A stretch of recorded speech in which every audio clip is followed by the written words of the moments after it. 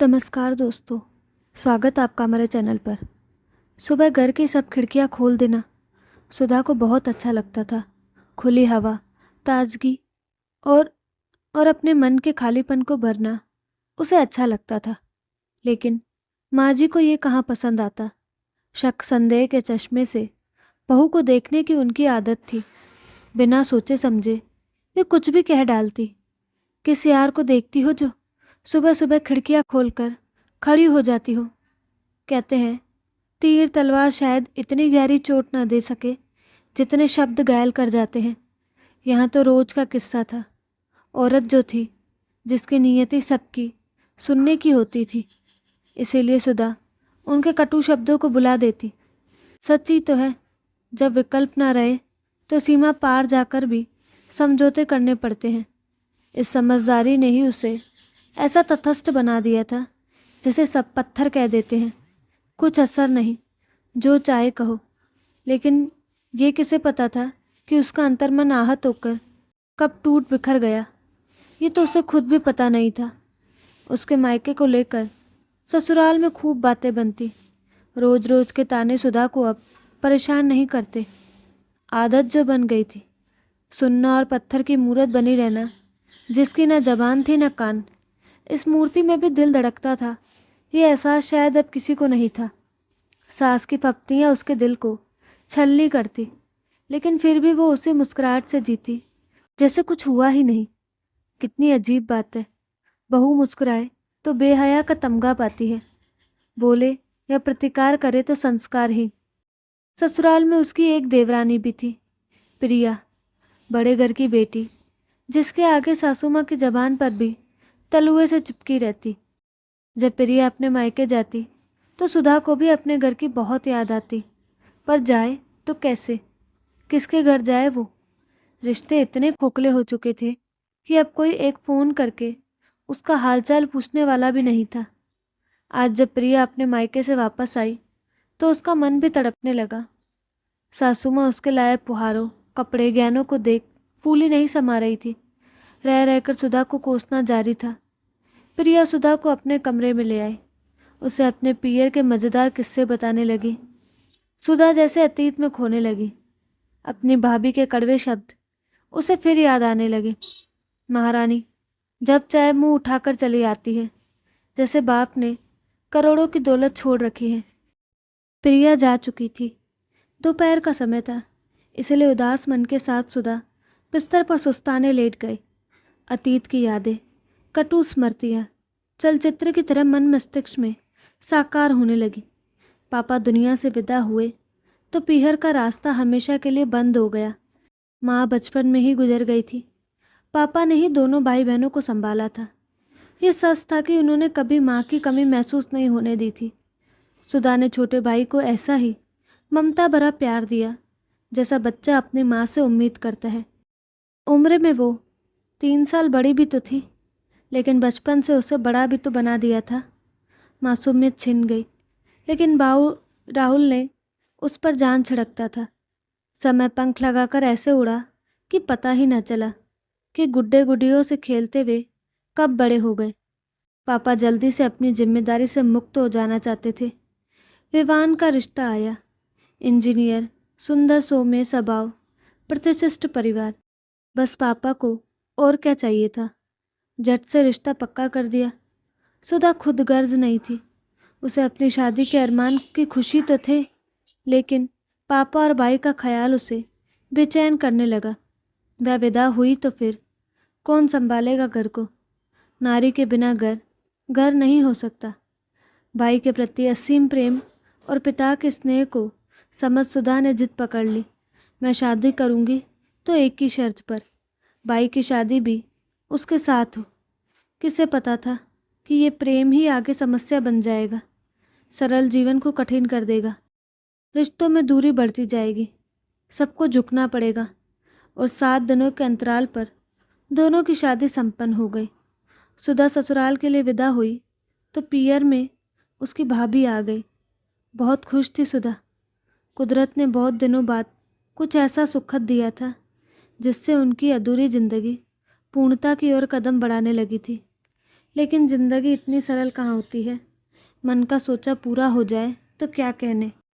नई जिंदगी में सुधा के सपने यथार्थ की कठोर धरा पर शीघ्र ही दम तोड़ने लगे। विवान बहुत अच्छे समझदार पति थे, लेकिन घर की स्थिति ऐसी थी कि वे खुले रूम में अपनी पत्नी का साथ देने की स्थिति में नहीं थे। प्रतिभाशाली होकर भी अभी बेरोजगार थे। दोनों ही सास ससुर पर निर्भर थे, इसलिए मजबूरियों से समझौता समझदारी था।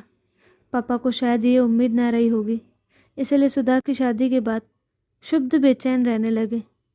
दूसरी तरफ राहुल भी अपनी पत्नी और पिता के बीच संतुलन बिठाने में पिस रहा था। पापा को दुख न पहुँचे, इसलिए सुधा ने मुंह सिल लिया, लेकिन पापा थे कि उसकी आंखों को पड़ जाते। जितना वो छिपाने की कोशिश करती, पापा अनकही बातों को झट से पकड़ जाते। संतान के प्रति प्रेम ऐसा ही तो होता है जो बच्चे की हर बात को बिना कहे समझ जाता है। जिंदगी इसी का नाम है। अक्सर हम अपने घरों में वही व्यवस्था लागू करने की जिद करने लगते हैं जो बेटियां अपने ससुराल में जीती हैं। नतीजतन घर में लोग टूटने बिखरने लगते हैं। सच तो ये था कि सुधा को कहीं चैन नहीं मिल रहा था। ससुराल में व्यंग्यात्मकताओं के बीच पिस रही थी, तो मायके में अपने भाई, ससुराल और पिता के ख्याल से उसकी भाभी ने जो समझदारी दिखानी चाहिए थी, उसके विपरीत आचरण करती है। सुधा न तो माँ बन सकी, न ही विवान के दिल में स्थान पा सके।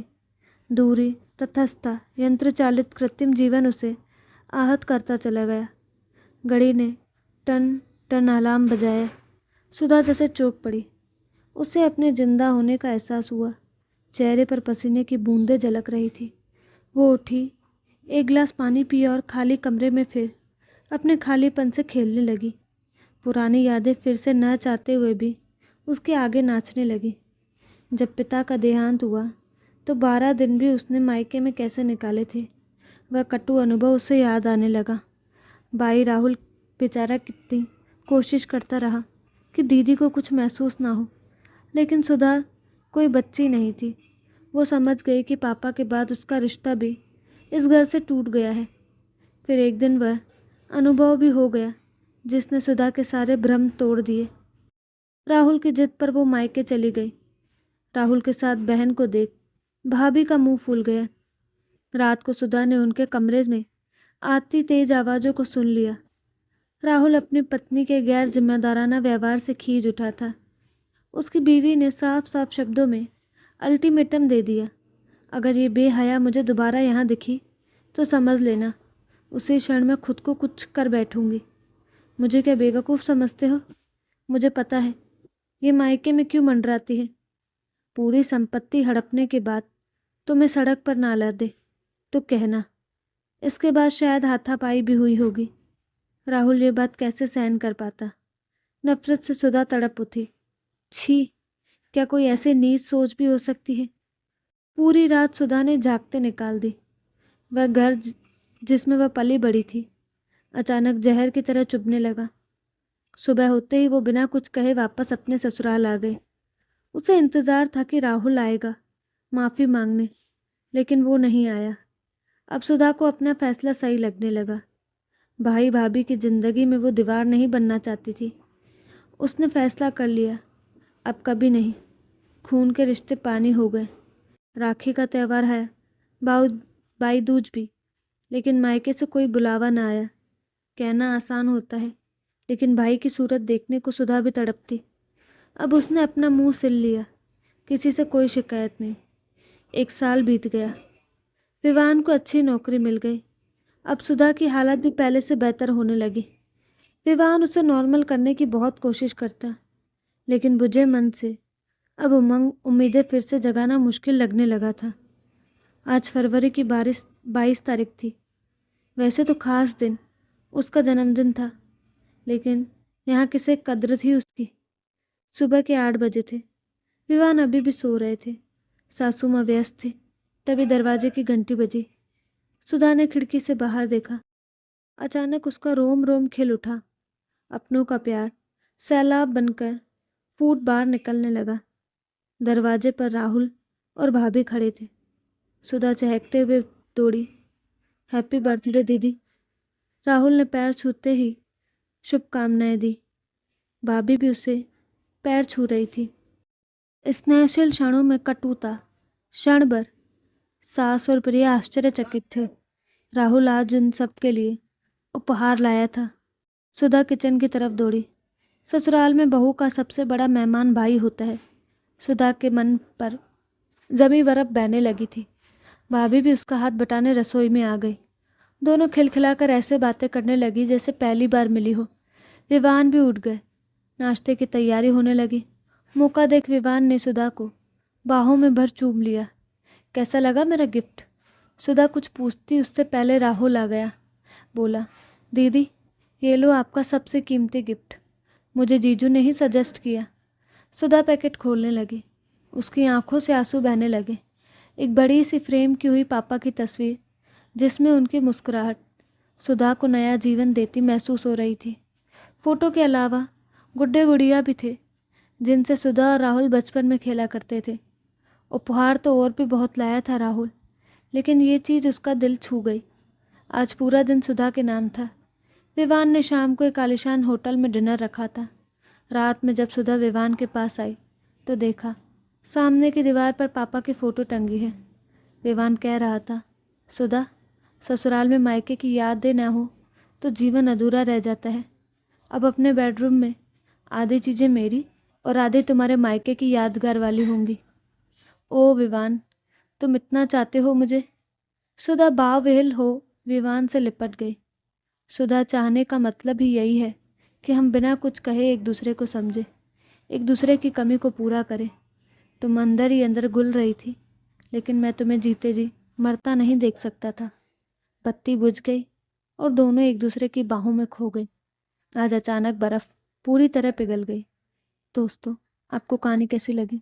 अपनी राय कमेंट बॉक्स में ज़रूर दें और साथ ही हमारे चैनल को लाइक शेयर सब्सक्राइब करना ना भूलें। धन्यवाद।